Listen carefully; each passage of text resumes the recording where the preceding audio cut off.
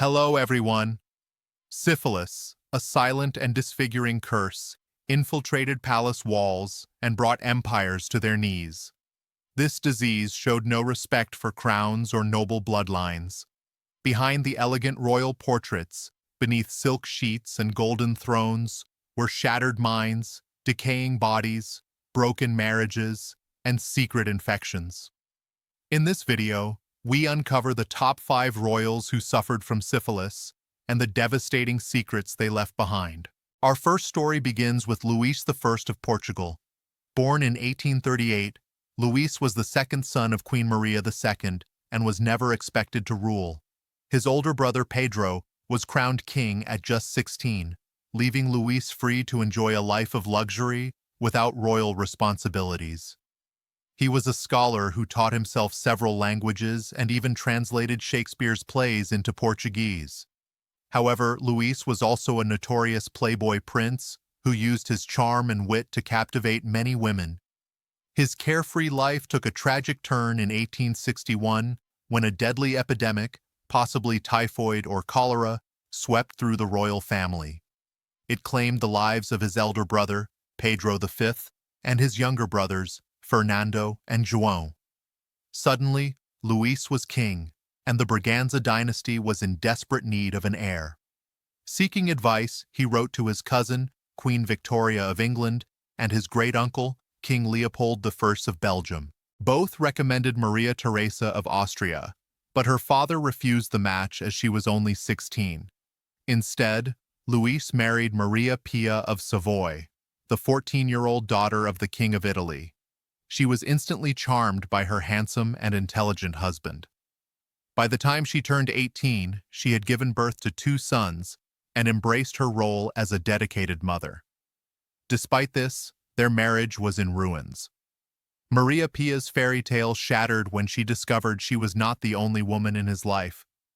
Luis continued to pursue other lovers, including a popular actress named Rosa de Lima. Heartbroken, the queen began taking long trips abroad, and rumors suggest she may have had her own secret affairs. Amid this web of infidelity, Luis contracted syphilis. The infection lay dormant for years, but in 1887, the disease resurfaced with a vengeance. Luis developed neurosyphilis, an advanced stage that attacks the brain and nervous system. He suffered from depression, mood swings, severe headaches, seizures, and a gradual mental decline. The once charming scholar king became a mere shadow of his former self, dying in 1889 at the age of 50 after years of silent torment. Next, we look at Abbas II, who inherited the throne of Persia, modern-day Iran, in 1632 at the age of 9. He was no figurehead, however. By age 15, he had dismissed his father's grand vizier and seized complete control of the Safavid Empire. Initially, Abbas was a capable ruler. He skillfully avoided war with the powerful Ottomans, secured military victories against the Mughals and Russians, and earned a reputation for being fair and tolerant. Under his rule, the Persian people experienced a rare period of peace and security. But Abbas also had a hedonistic side. His legendary parties were filled with music, dancing, and endless goblets of wine. He even drank from a golden cup adorned with rubies, a gift from the Tsar of Russia. However, even this luxury couldn't soothe his frustration as the empire's economy began to crumble. Unable to solve these problems, Abbas retreated further into his private pleasures, and his parties grew more intense. After a particularly wild night, he would often vanish from public life for weeks. Abbas maintained a massive harem of concubines, many of them enslaved women from conquered lands. The exact time he contracted syphilis is unknown, but by 1666, his health was rapidly deteriorating. At just 34 years old, Abbas was in terrible health, showing signs of late-stage syphilis. Some historians believe his entire harem may have been infected. That year, his life of partying came to a permanent end. Abbas II died of syphilis, leaving his faltering empire to his son. Next, we turn to Crown Prince Rudolf, the son of Emperor Franz Joseph I. Born in 1858, He was destined to inherit a powerful throne, but instead, his inheritance was trauma and abuse. Raised by an abusive tutor and separated from his sister Gisela at age 6, Rudolf grew into a man plagued by instability. He drank heavily, engaged in risky affairs, and was impossible to control. At 23, he was married to Princess Stephanie of Belgium, who was 17 at the time. Even during their engagement, Rudolf brought his current mistress to meet her. After their daughter was born, he grew distant. Then came the true tragedy. He caught both gonorrhea and syphilis, and he passed the infections to Stephanie. Doctors told her it was a stomach flu, but the real consequence was that her fallopian tubes were destroyed, and she could never have another child. Feeling betrayed, Stephanie refused to sleep with him again and openly began an affair with a Polish count. Rudolf fell into a deep despair. He begged his mistress Mitty Casper to die with him, but she refused and went to the police. Ignored, he then turned to 17-year-old noble girl, Baroness Mary Wetzera, who was infatuated with him. On January 30th, 1889, the two were found dead at Mayerling Lodge. He had shot her in the head before dying by suicide hours later. Her body was secretly propped up in a carriage with a broomstick to maintain the illusion and was buried in a potter's field. Officials publicly claimed Rudolf had died of an aneurysm to preserve the family's honor, but everyone knew the truth. Disease, madness, and despair had killed the future of the empire. At number 2, we have John Wilmot, the Earl of Rochester, known as the original bad boy of Restoration England. Born in 1647, he inherited his father's title at just 11 years old. King Charles II took him under his wing, and the Prince of Poetry quickly became the Prince of Debauchery. By the age of 13, John was at Oxford, where he reportedly became even more debauched. After graduating, he toured Europe, soaking in Enlightenment philosophy and likely contracting more than one disease. Back in England, the king urged him to court Elizabeth Mallet, a beautiful and wealthy heiress. Although she was fond of him, her family was not. So John and his mother did the unthinkable. They abducted her.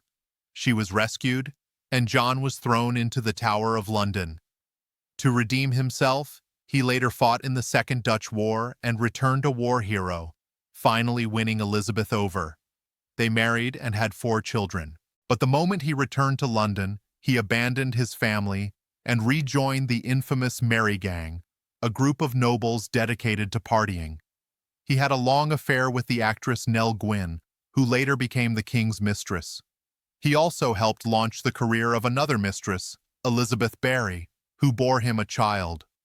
But when her fame eclipsed his, John grew bitter and left her. Amid all this chaos, he wrote brilliant satire and dazzling poetry.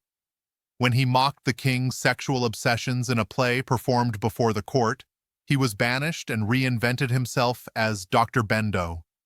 He traveled around London disguised as a quack fertility doctor and sometimes even as Mrs. Bendo, which allowed him to examine young wives alone. Many of them became pregnant, likely by him. By age 33, syphilis had consumed him. His nose rotted away, his vision vanished, and he lost control of his body. He died in 1680, blind, incontinent, and ravaged by the very disease he had spent years spreading. Finally, at number 1, we have Emperor Joseph I. Born in 1678, he was the eldest son of Emperor Leopold I and heir to one of Europe's most powerful thrones. From a young age, Joseph was surrounded by progressive thinkers and beautiful women and developed a love for pleasure. He threw wild parties, entertained lavishly, and engaged in endless affairs. By the time he was 21, his mother, Empress Eleonora, insisted he settle down. She chose Wilhelmina Amalia of Brunswick-Lüneburg, a serious and devout woman 5 years his senior. Before their marriage, Wilhelmina was medically examined to ensure her fertility, a chilling reminder that royal women were valued for their ability to produce heirs, not for love.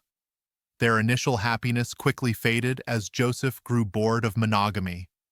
Every time he left for a hunting trip, his close friend Count Lambert would provide him with young peasant girls for his pleasure. He also took a noblewoman, Countess Marianne Palffy, as his official mistress, a title that was unprecedented in conservative Austria.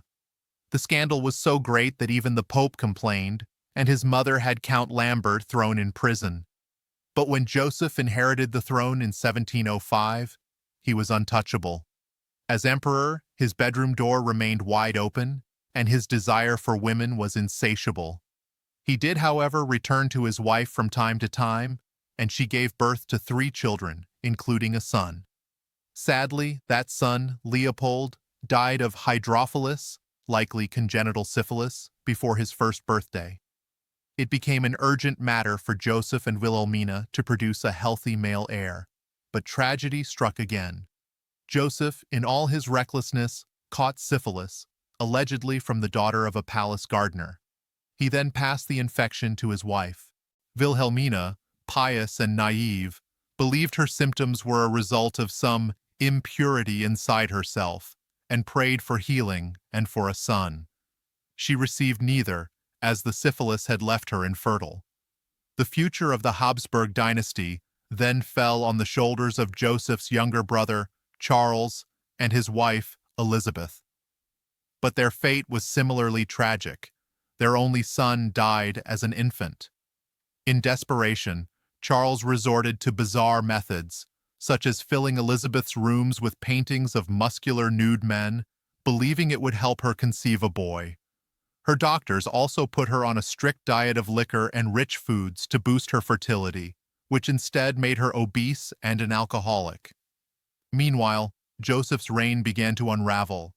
He spent 6 years failing to achieve a real victory in the War of the Spanish Succession and gained infamy for expelling the Romani people from his empire. For all his energy in the bedroom, his political career was fruitless and exhausting. On his deathbed at 32, the emperor promised his heartbroken wife that he would finally be faithful if he survived. He never had to keep that promise.